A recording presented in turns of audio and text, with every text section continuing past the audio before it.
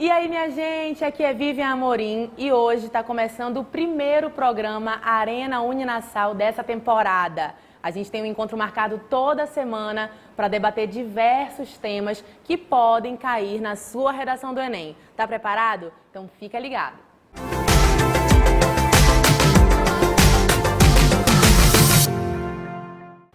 E o tema de hoje é fake news nas redes sociais. Para falar sobre isso com a gente, temos a presença da professora Mônica Carvalho. Seja bem-vinda, Mônica. Obrigada, Vivian. Eu sou professora, sou jornalista há mais de 20 anos e também diretora da TV e da Rádio Jornal. E para dar aquela dica sobre a redação, professora Fernanda Pessoa. Obrigada pelo convite. Estamos aqui hoje para falar sobre fake news nas redes sociais, que é um tema super atual, né, professora? Você acha que nesse momento esse tema ele vem trazendo mais como problema ou como uma solução? O que você acha? É um problema. É um problema que a gente precisa primeiro entender do que se trata para identificar e, sobretudo, quando está falando de rede social, não compartilhar, né? O termo fake news, embora ele seja novo, ele tenha se popularizado recentemente no Brasil e no mundo, né? Ele se populariza em 2016 na eleição norte-americana, quando da campanha da candidata Hillary Clinton. Então ele se populariza em 2016, mas ele é um termo usado já há mais de 100 anos, desde o século XIX.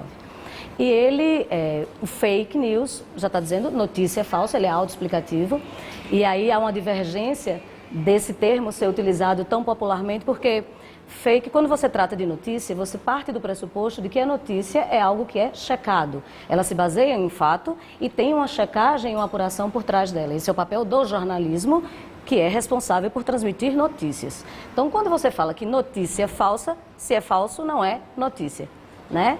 Mas ele se popularizou, é como a gente conhece, e principalmente por causa das redes sociais.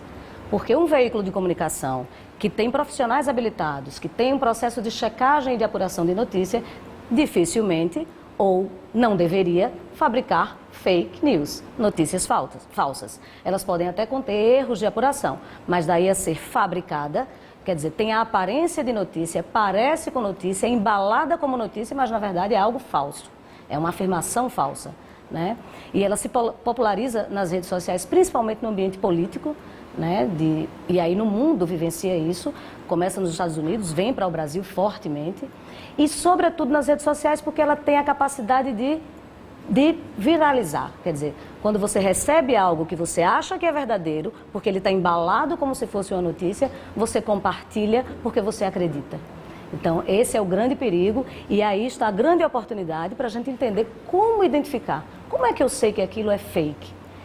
Primeiro desconfiando de onde vem, né? Se é de um veículo de comunicação estabelecido, o que é um veículo de comunicação estabelecido? Aquele que faz parte da mídia tradicional, todos nós conhecemos. Os grandes veículos, jornais, televisões, rádios, portais, que têm em seu escopo profissionais habilitados para a função do jornalismo. Então, primeiro, se é de um veículo estabelecido, um veículo da imprensa, você começa a acreditar, né? Você dá crédito àquela matéria e àquela notícia.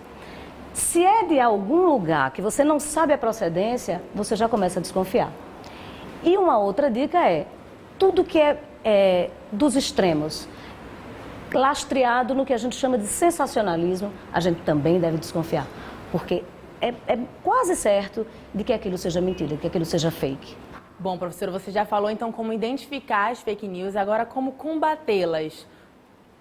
Combater é um trabalho que é principalmente da imprensa. Eu acho que a imprensa tem esse papel, o jornalismo tem esse papel. O jornalismo, a imprensa faz parte da democracia. Ela é necessariamente do sistema democrático e do Estado democrático de direito. Então a imprensa, e uma imprensa livre, e uma imprensa que tem no seu princípio, quer dizer, a checagem dos fatos, o serviço à população, o serviço ao cidadão, esta imprensa séria, como deve ser, é quem deve combater, principalmente ela, as fake news.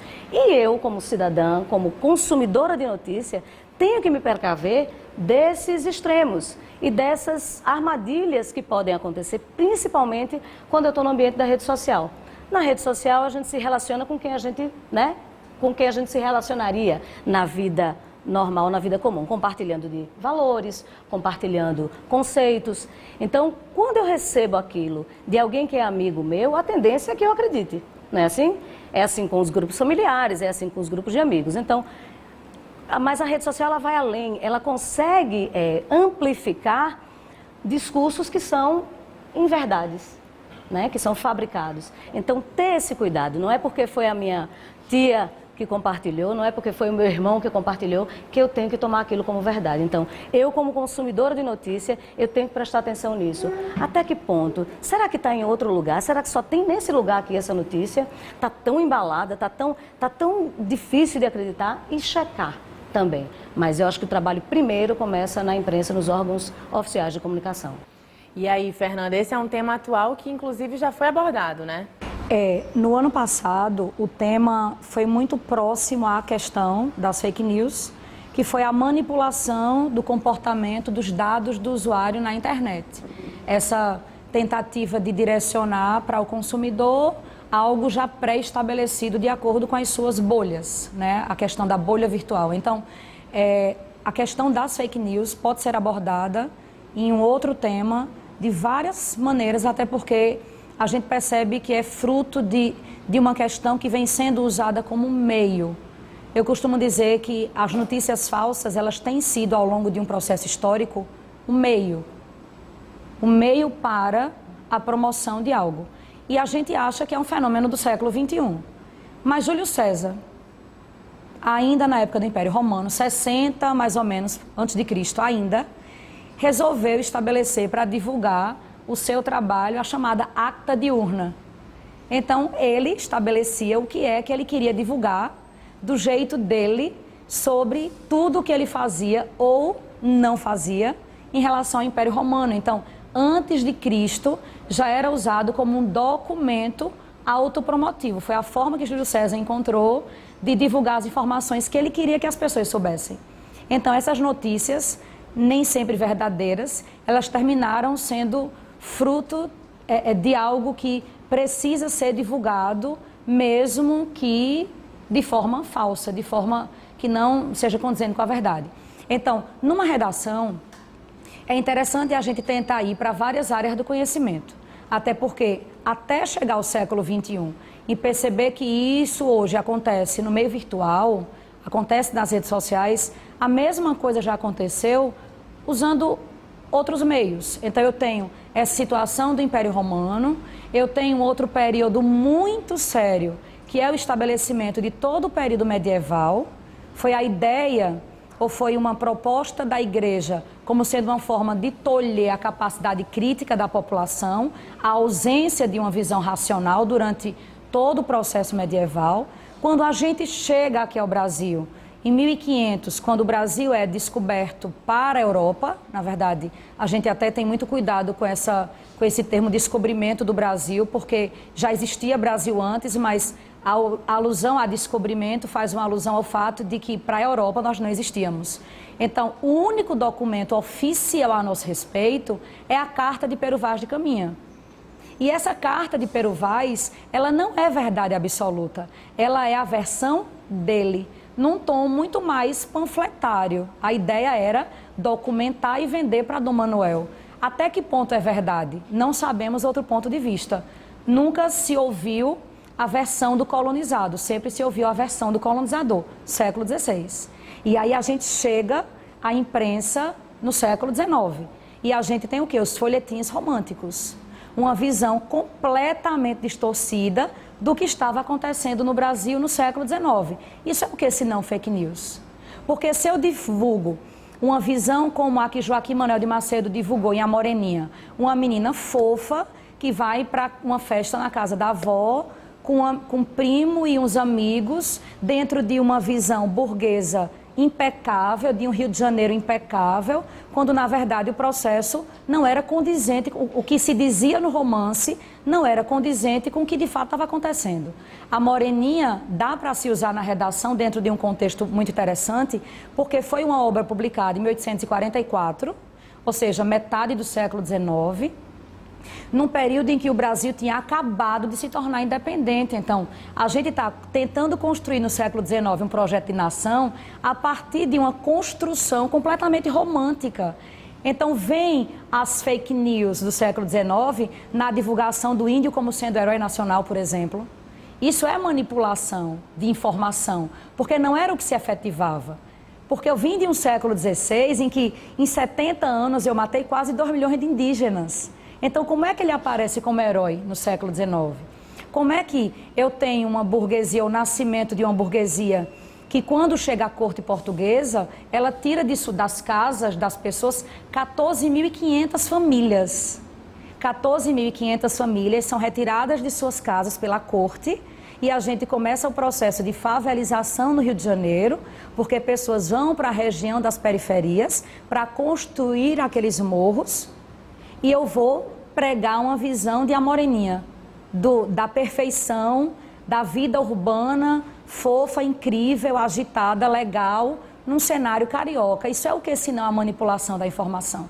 Então, quando a gente chega ao século XX, a gente percebe que a mesma coisa acontece a partir de outras questões. Um exemplo claríssimo, durante a Segunda Guerra Mundial.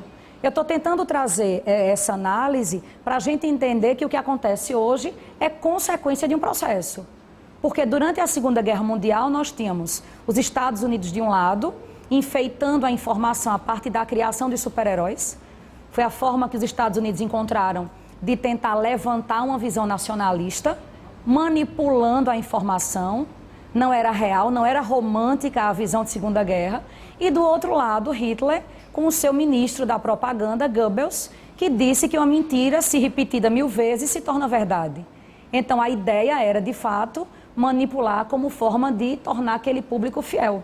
E quando chegamos ao século XXI, chegamos à era em que percebemos as consequências completamente negativas desse não tolhimento dessas notícias. Hoje, a gente consegue discutir com o aluno, trazendo para uma redação a necessidade de fato, combater checando. Mas quem é que checa, se não a imprensa? E aí as pessoas, é até importante, dentro dessa questão de redação, ter muito cuidado para, na hora de uma proposta de intervenção, não fazer uma alusão a uma certa forma de censura. Porque se eu digo que é papel do Estado, por exemplo, controlar a questão da informação, eu estou indo para uma visão de censura. Quem tem que checar a informação é a imprensa, mas a imprensa que, de fato, faz um trabalho que precisa ser de verdade. Então, assim, existem muitas linhas de raciocínio que a gente pode conduzir até levar essa análise do século XXI, entendendo como uma consequência de todo um processo. Então, o aluno ele pode inovar, né, professora? Não precisa ficar ali no óbvio, no que é esperado, no que já se fala, né? O aluno, o menino do século XXI precisa ser o que tem coragem de pensar. Até porque a ideia é, de verdade, conseguir construir uma nação a partir do que a gente consegue intelectualmente desenvolver. A gente é um povo que pensa, então a gente não pode ter vergonha de provocar esses meninos para que possam fazer isso. Então já vamos entrar no Minuto Nota 1000, para você já dar aquela dica arrebatadora. Pois é, eu acho que deixar a redação por último nunca. Nunca. Porque tem a questão emocional. Na pior das hipóteses, faltando pouco tempo, você até tem, pior das hipóteses, como chutar uma questão e marcar ali no gabarito. Mas e redação? Redação é o único momento da prova em que você se coloca. Então, você precisa ter uma maturidade emocional interessante, estar muito bem preparado. Por isso, o objetivo do programa, né, da Arena Uninassal, em a gente conseguir trazer para a discussão esse repertório sociocultural que permite ao aluno conseguir ter um processo de maturidade em relação à informação, para ter essa segurança na hora da prova. Então, eu acho que, primeira coisa, ler o tema, ler os textos de apoio. Alguns alunos optam por já começarem o rascunho. Outros alunos querem se acalmar um pouco, então começam as questões.